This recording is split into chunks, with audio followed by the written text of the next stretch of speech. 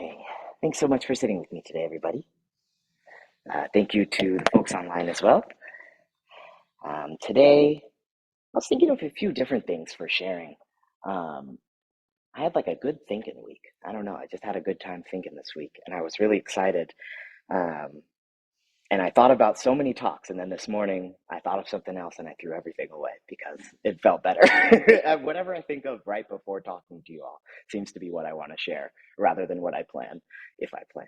But I was listening on the way here to Fast Car by Tracy Chapman, and there's a line in there, leave tonight or live and die this way. And I was thinking about that sentiment of like, the song is about, her and somebody else, a lover, like escaping or where they're at, there are bad situations, they're driving a fast car all around, it goes through a whole life. But the kind of feeling of it is like, wow, if I don't change now, like maybe I never will. Maybe I need to do it right now. That's kind of the refrain that goes on. And I was thinking of this chant that we're adding in and that song, and how I think when I hear that, I identify with a lot of different points of my teenagehood or I'm kind of sneakily long-term chaotic. Like my life has been kind of crazy. And I think a lot of times I felt that like, oh, if I don't like change it today, like I'll do this forever. And I make huge shifts sometimes. Like I moved to Chicago, or I could go to the monastery or something.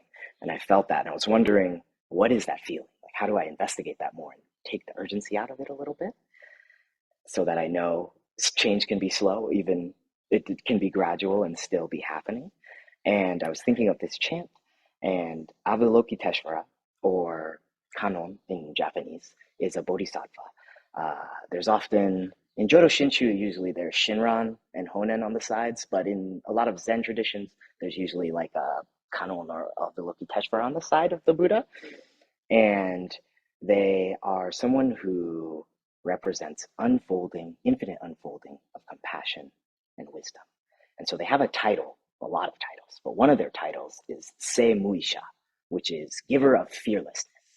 And I was wondering, well, what does that mean to be a giver of fearlessness? What does that mean to affect the people around you in a way that allows them to feel no fear, that allows them to just trust what's happening or to move into whatever emotion they're having with a sense of safety?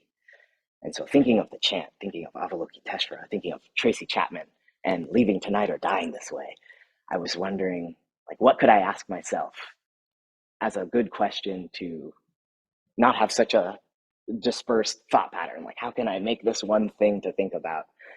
And I really just came back to the question while, putting out the cushions today.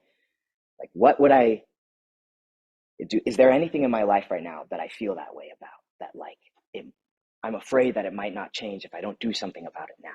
And what could I do about it? What could I change about it? And if there is things that I don't trust or things that make me fearful, how can I build up my own sense of safety so that I feel safer moving through those uncertain situations? And so, like, I'm about to go tomorrow for the next 10 days on a 10-day silent retreat back at the monastery. And I was thinking, I've only ever done 7 days silent. And I don't know why, 3 days more has been really freaking me out. I was just like, oh, what if that 3 days is what I can't take? It's what finally breaks my brain. And instead of moving into that uncertainty with fear and anxiety, which will still be there, but hopefully a little less, I was thinking, what can I do instead of thinking of what's unknown, thinking of the things I do trust in myself? I trust this practice. I trust that I've been here. I trust that good friends have taught me how to do this. And I trust that I've been doing this for, more than I've not been doing this at this point in my life. I've been doing this for 20 years and I'm 28. So there's a lot to trust there. And I think there's a lot in ourselves that we forget that we can really trust, that, or at least I forget that I can trust sometimes when I get insecure. Um, I feel like that's something that probably gets easier with age, but probably never goes away. I can't say, but I would guess it doesn't ever go away, no matter if you're 20, 30, 40, X amount of decades. And so my invitation this week is to think about the things you do trust in yourself.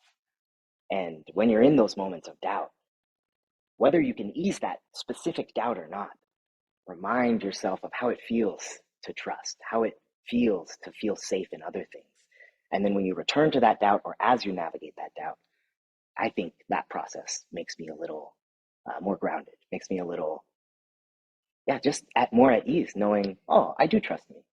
I've done this for a while. And even if there are things I don't trust myself in, I trust my friends. And so they'll help me out with those things, right? We can just build trust that way. And so learning becomes less mastery based and more just experimental and play and trust. So that's my sharing for today. Thank you all so much for listening. We'll do, oh yeah.